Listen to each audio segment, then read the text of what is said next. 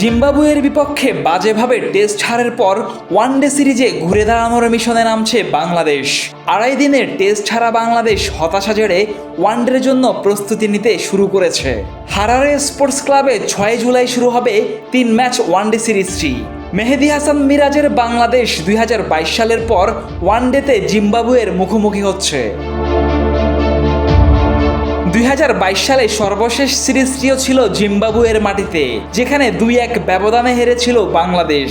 তবে এবারের প্রেক্ষাপটটা ভিন্ন। বাংলাদেশ সর্বশেষ 4 ওয়ানডে সিরিজে জয় নিয়েই জিম্বাবুয়ের মুখোমুখি হচ্ছে।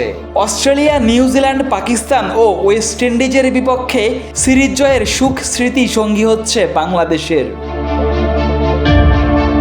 তবে টেস্টেও এমন উজ্জ্বল পরিসংখ্যান নিয়ে জিম্বাবুয়ে গিয়েছিল বাংলাদেশ।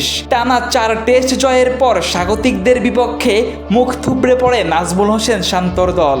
25 বছর পর জিম্বাবুয়ের বিপক্ষে হেরেছে ইনিংস ব্যবধানে।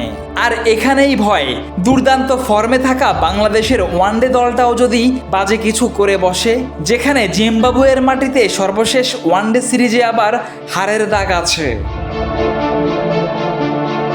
পরিসংখ্যান আর বাস্তবতাকে একপাশে রেখে নিজেদের কাজটা অবশ্য ভালোভাবেই করছে বাংলাদেশ।